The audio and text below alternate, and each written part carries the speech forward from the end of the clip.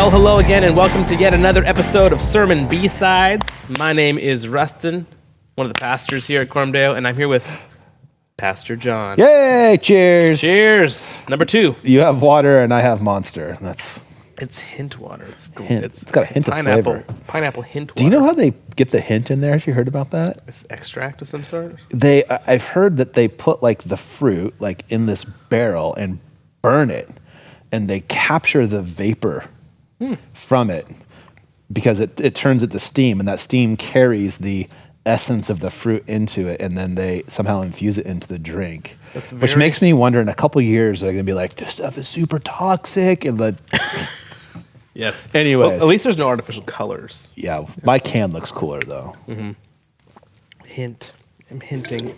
So, anyways. We're continuing our time in Colossians. Yes, sir. So Colossians, if you had to summarize, like, what is one of like the main, in one sentence, what is like one of the big, huge points in Colossians? What would you say it is?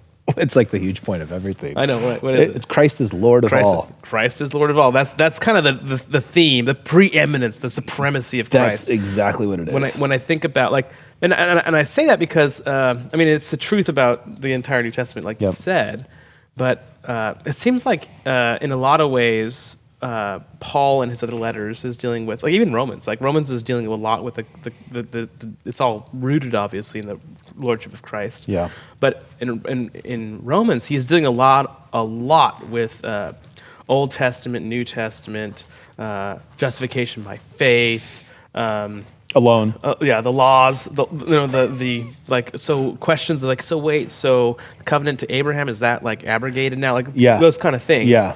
And then is God just to that some people perish and some people don't? Has God abandoned his promise and his people? He's dealing with all these questions, and the answer to all of it obviously is it's summed up in Christ. Yeah. But in Colossians, he just hammers home the supremacy of Christ. Yeah. In it's like short, punchy statements. It's like to me, Colossians feels like Paul's John 1. Yeah. If I've been thinking about it this way. If Romans is a fine wine, Colossians is a really good bourbon. Oh yeah. That's good. It's distilled. It's just distilled and compressed, yes. and this text especially. I think it was it Dick Lucas?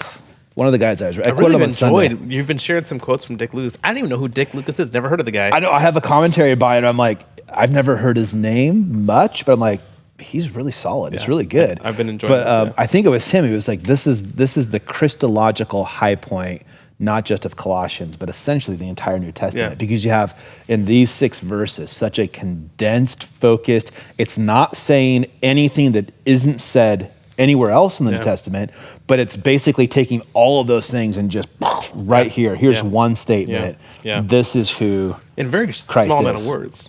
It is run-on sentences, but yeah. Yes. So one of the things that he emphasizes is that he is the image of the invisible God. Yeah. Right. It reminds me very much of Hebrews 1 and John 1. Absolutely. Right. And so I'd say Colossians 1 fits that class of those like opening statements about who Christ is. You had another 2-pointer sermon, which makes B-Sides really more easy to to dive into. So we essentially want to talk about digging a little deeper. It's 3 points this next week. Okay. So we'll be okay. We're going to dig a little deeper into 2 things. Yeah. The person of Christ and the work of Christ. Yeah. Right. So I had somebody come up after the sermon, asking questions last. Oh yes. It's funny because in that particular service, I don't think I had actually listened to your sermon yet. Because I was this like the Greek question? It was a question about Greek and a question about. It was so funny because I did sit through the entire third service, and all of my answers I gave him, I realized like as I'm listening to the third service, like, oh wow, this is everything that I told that guy. Oh, good. And so I was like, oh, good. Like exact same verses brought up. It was really funny. Yeah. So, but the question was, and I think it'd be maybe an edifying question for other people. Yeah. Why does Paul use the word firstborn. Yeah. When he says he's the image of the invisible God, because that to me that is very like John 1. He is the the Father speaks. Yeah. The expression. The expression. He's the image of the invisible. Radiance of his glory. Exactly. Hebrews 1. That's very familiar, and that is very there's something comfortable about that because it doesn't have the language around born. Yes. So what does it mean that he is the firstborn of all creation? You know what's so funny is when I was writing the sermon, you always have to edit stuff out, right? And so I was going to spend some time talking about that, and I was like, I think this issue gets addressed with all the other things that I'm saying, and it's going to be totally clear. The deity of Christ is going to be very, very clear here, and so that will basically safeguard us from a question about the firstborn that might make somebody think, oh, he's a created being, or right? Yeah. And so I ended up not going after that, and then instead of put those resources somewhere else. But it's a really good question, and anybody paying attention should ask it. That was the question, by the way, for Greek. What is the Greek for firstborn? Right? Do you know what that is? You know what? While you're talking, I'll look it up. Oh, I don't know what it is. I have my guess. My guess is that something, primo, Gino kind of. So the title or the description of Christ as firstborn is not a reference to an order in time, being Christ comes first and then the creation, because we know that everything that exists was created by him and through him and for him, right? And he sustains all things.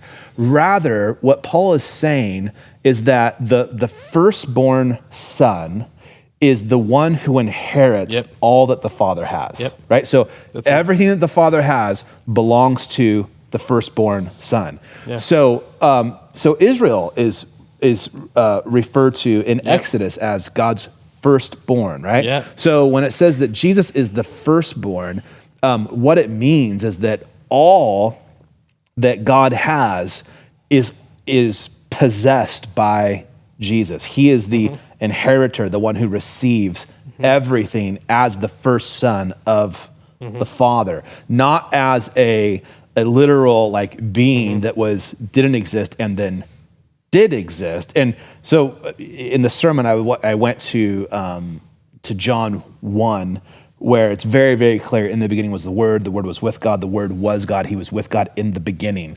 So there's never a time where Jesus did not exist, right? And it was trying to protect against that heresy of his creation. So to say that he is the firstborn has nothing to do with him being a created being. It has everything to do with him being the one who inherits everything. His relationship to the Father is unique, and by virtue of that, he receives all things, which is when Paul then goes for the rest of the text, he starts to talk about what all things are. So he talks about things in heaven and things on earth and things that are visible and things that are invisible, all things that are created by him. And so consequently, he cannot be one of those created things. Exactly. So and it's funny, that's exactly what I said to this person. I didn't have my Greek handy, but by the way, kudos to I know who asked that question, and kudos to you for asking that question. It's a good question. I love it when people have good questions. Yes. So the term is prototokos. Prototokos, and tokos is interesting because I don't know if you're familiar with the Greek Orthodox call Mary Theotokos. Oh, so she's the mother of God. Yeah, tokos having something to do with the bearer. Which I'm like, interesting that prototokos first, and the lexic, well, I don't know if it has something with birther or whatever, but the lexicon I'm looking at says it's a very specific term having to do with firstborn as in heir. Yeah. So it's very much tied to the concept of Christ being the heir of all things, which is the firstborn is the one who, in that culture, would inherit everything, and if you wanted to say he was the primary heir, what you would say is the prototokos. Yeah. Right. So firstborn, and so in fact, there's other places in the New Testament that are very, very similar very similarly making similar statements as this passage, and they do use the word heir. Yeah. Right. Yeah. And so I think it's just Paul using another word. Yes. And I think he's using the word intentionally. I think he's using the word intentionally because he's going to use firstborn again later. Yeah. To emphasize that he is actually the firstborn of the new creation. Yes. Because in his resurrection, Yeah. he's the first to come out of death. Yeah. Right. Right? Right. So, but I thought that was a great question. It is a good question. And it's not, it's like, it reminds me in some regards of, John 3, right? He's the only begotten son. Yes. Right? Well, begotten, not made. Yeah. Right? That's as the In the Nicene Creed that we Yes. confessed at the end of the service. Yes. Like, yes, Yes. begotten, not. So you want to talk a little bit about what does it mean when we say begotten, not made? Yeah. What does that mean? Yeah, I mean, I've heard it said that, as a man begets men, God begets God. But the idea is not that it's not about production. Yes. It's about what is the relationship between the thing, and it's of the same status. Yes. It's Yeah, not it's about. good. It's good. not so. Human beings always beget other human beings. But when we say begetting in that context, we're meaning that we actually we have a like nature between the two. Yeah. So when God begets His Son, it's not the emphasis is not on the birth Yeah. of a new thing. Yeah, The something that emphasis- doesn't exist coming Yeah, into existence. Exactly. The emphasis is on it's of the same The kind. nature. It's on the natures of the same kind. Of one substance. Yeah. Yes. And we quoted. We got to read as the church the Nicene Creed. Yeah. That Sunday, which was. Great. I'm sure every time we read a creed, I always think, you guys are all cringing at the Holy Catholic Church. You guys just need to get over that. I know.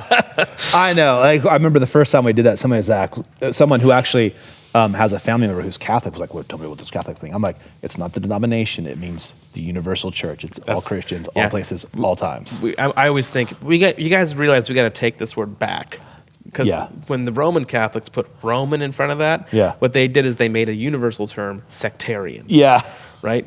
They are the ultimate sect. Yeah. Because they put Roman in front of Catholic. Yeah. It's Ooh. Yeah, it's interesting if you think about it. So I was having this is what B-Sides is for, right? Right. Rabbit trails. Yep. Okay, so Rome, okay, Roman Catholic Church, okay, they claim to be the only true church. Yeah. Okay, a singular institutional entity that is the true church. Okay, protected through apostolic succession. Okay.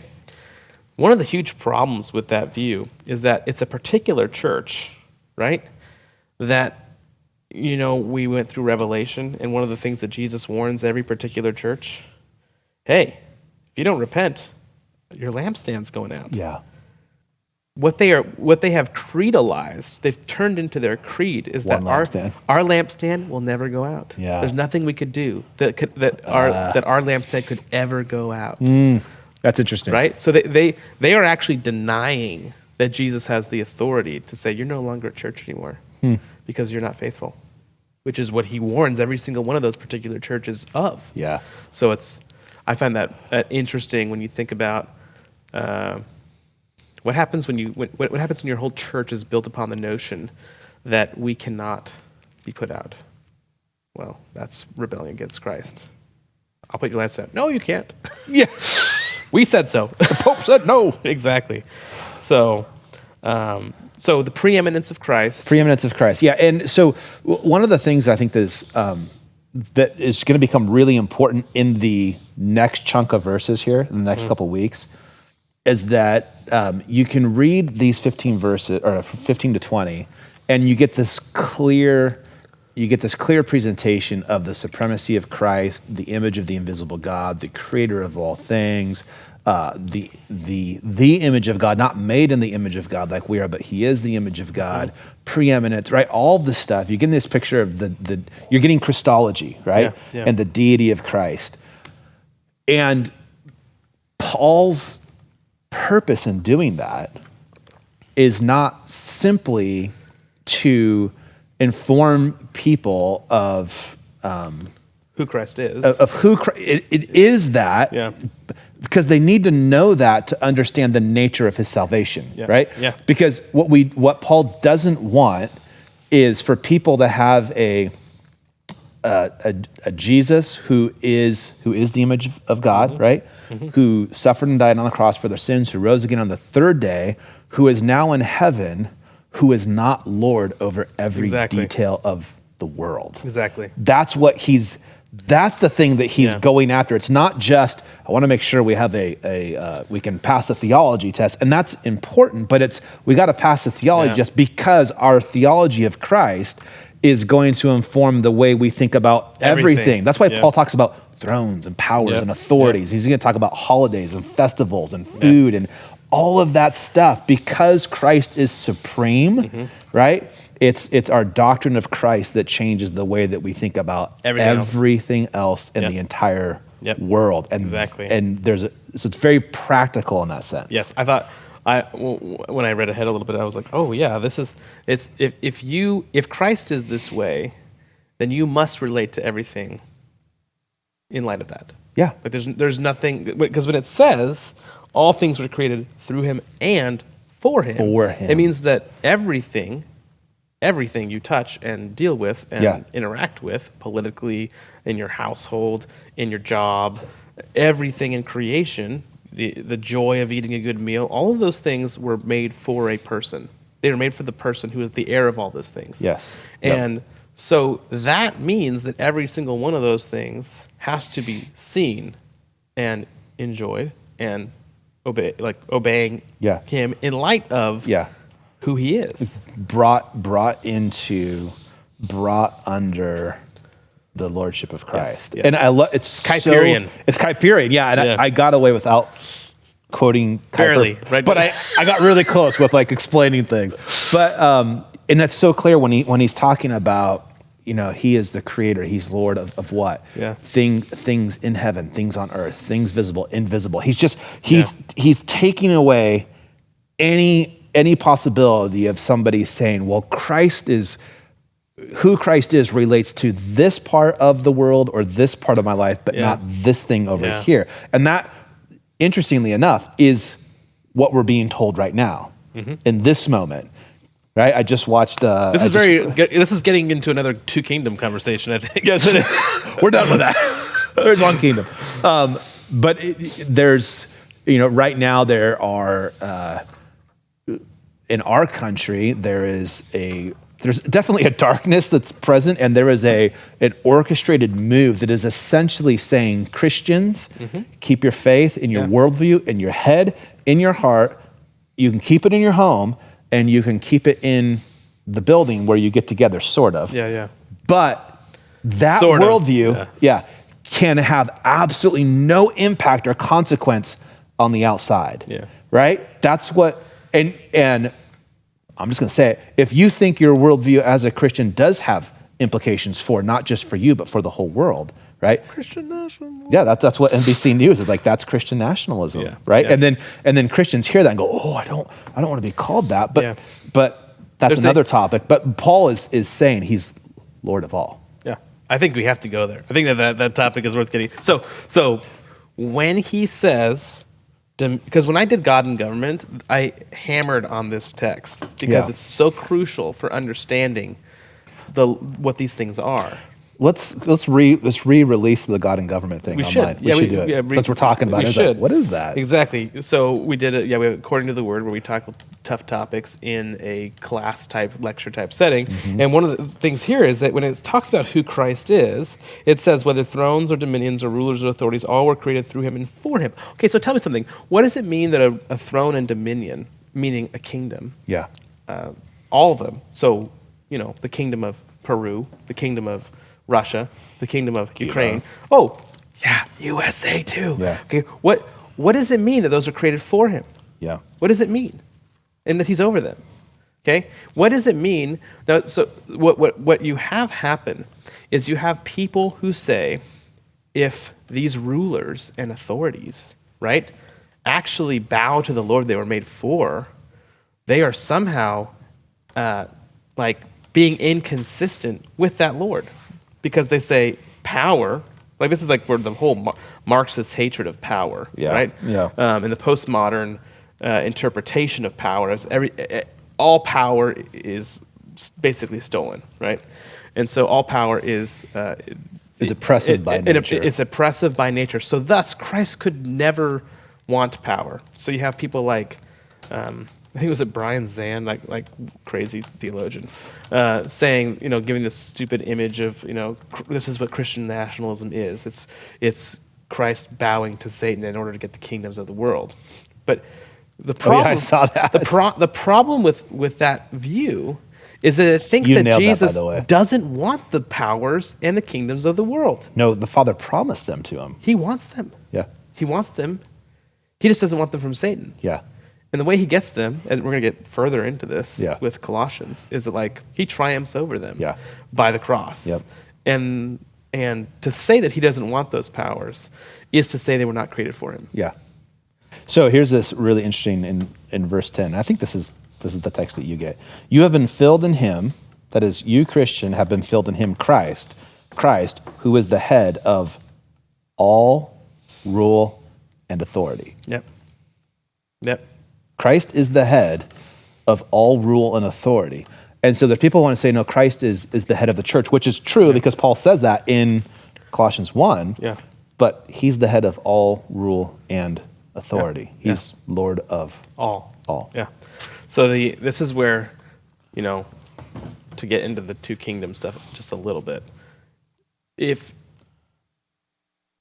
there's a view of two kingdom that says Christ is over the church, and this is weird, God is over everything else. Yeah. That's not what this says. This says that Christ is over. And also, if you're wondering what the heck is the difference? Yeah, I know.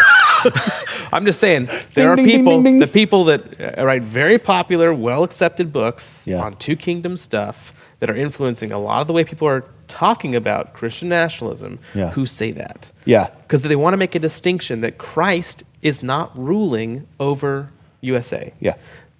Which is ridiculous. And the same people, I don't have the quotes, but I can paraphrase them. The same people are absolutely afraid of the idea that God's law would inform legal code in our country. Yeah. And they're contending for things like bestiality should be legal.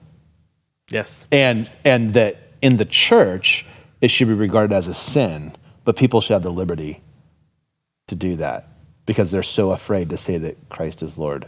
They're so afraid to say, you know what? If we are for justice, the standard of justice is God's law.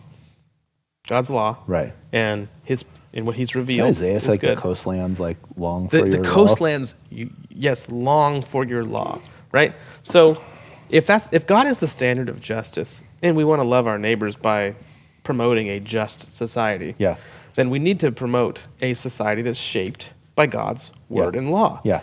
Now, that doesn't mean go back to agrarian law.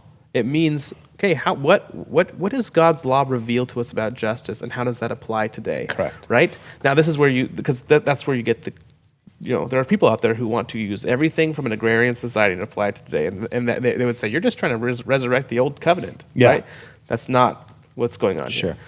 There are principles in the law. The general equity thereof. As the Westminster Confession says, whoa, even the confession guy, So, and right now, the funny thing is because the whole debate of theonomy comes in. I just did a little podcast on that, and it's like, well, theonomy meaning God's law, like the idea that God's law should shape law for a country, for a people, right? And so some people that I think that's kind of turned into like a little bit of the boogeyman. People hear different things or get afraid of it. However, I think that the vast majority of Christians, when Roe v. Wade was overturned, they rejoiced in that. And the question is, I hope why? The vast majority of Christians rejoiced in that. Yeah, that's a whole other thing. The question would be, why? Why was it good? What standard are you appealing to say it was good for the law and the law didn't even outlaw abortion. All it did was say this is a state issue, not a federal issue, right? One step towards something more like God's version of justice. Yeah. But why is it good? And it's objectively good because it conforms to God's law. Yeah. That's nature, yeah. Why do we have laws against murder? If the world advances by the strong devouring the weak, right? Then laws against murder really don't make any sense, because it's just strong people getting rid of the weak people. But if people are made in the image of God, then murder is objectively wrong. That's reflected in our law. Why is that right? Mm-hmm. Because it's revealed to us in God's law. Yeah, yeah. And this is where you run into questions of natural law versus theonomy. And I think that so anybody who is against theonomy but hasn't figured out what they want to put in its place is just being lazy and not thinking well. Okay. Yeah. Now there are people who have said, well, not theonomy but this, and at least they're arguing and thinking. Yeah. We cannot put this aside like it's something we just can't think about. Yeah. Now the problem I think that the guys who are advocating for natural law are not totally off base. I think that they're off base whenever they say natural law can somehow be separated from biblical law. Mm-hmm. That's like, because that's, and also, so for instance, okay, I just read somebody recently who said slavery is, if we look at natural law and we say, oh, there are people who have been gifted with different skills than other people, and some people just can't take care of themselves like others. So natural law, a good conclusion of natural law would be slavery is a completely beneficial relationship, right? Yeah. Well, Scripture talks about slavery, but it also has some interesting laws against slavery that inherently lead towards a society that doesn't promote slavery. Yeah. So for instance, Israelites were not allowed to steal people. They were not allowed to enslave their brothers for set periods of time. Well, if that grows into the whole world, then you're building towards something where slavery is no more. Yeah. But if you just believe natural law, people are different, and we're naturally hierarchical, you're going to always promote something that looks like slavery. So you need God's written law to actually correct I agree. And also, how can natural law really leans heavily into reading nature. But what if nature's been fallen? Yeah. Right? Well, and also I think we were talking about this last week is right now the ideas that we're being confronted with, and these are not like fringe ideas. These are mainstream, right? Yeah. Is that it is morally good to submit children to puberty blockers, to surgically remove organs, reproductive organs, to have double mastectomies on young girls, right?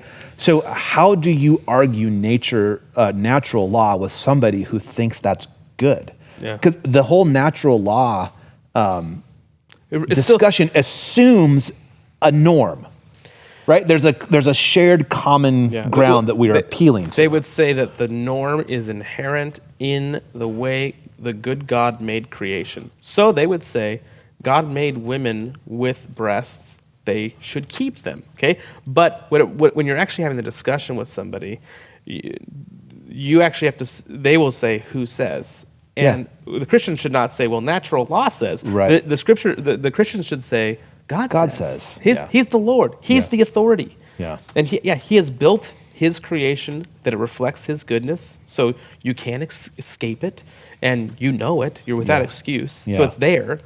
But you can't appeal in a who says argument. You can't actually appeal to nature. You can't. I mean, if nature is speaking God's words, which we believe it is, right? Yes. You can to that extent. But when it comes down to who, the answer to who has a name, not just a law.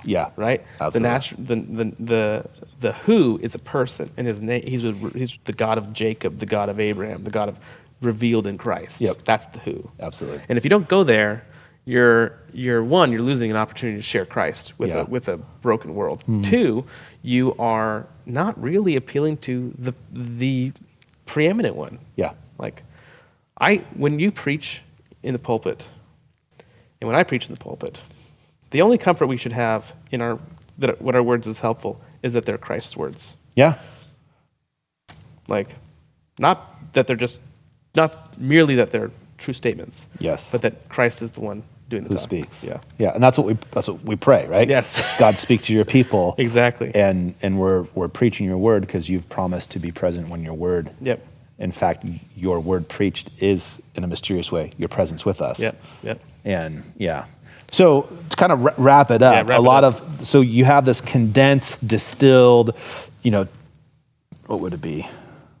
100 proof, 120, something, statement of the person of Christ, but Paul is driving all of that Christology for the church to see and look at and relate to all of Christ through the lens of, all of the world through the lens of the lordship of Christ. Yeah, and the lordship of Christ that is demonstrated and manifest in the fact that he purchased all these things by his blood. Yeah. He's reconciled to himself through his blood. Yeah, he is the Lord of it all. Yeah, so it's almost like Christ bought back creation from fallen Adam. Yeah. Right? I think you talked about second Adam. Second Adam, yep. That's in one sense, Adam was the firstborn. Mm-hmm. He was the first, he was the firstborn who was the heir of things. Yeah. And he fell, and with everything fell with him. And Christ came as the firstborn, new Adam, to claim it. Yep. Yeah. Absolutely. It's good Good stuff. Yeah. All right. Yep. Until next time, trust Christ, love your neighbor, and go to church. I think I flipped those, but whatever. Peace. See ya. See ya.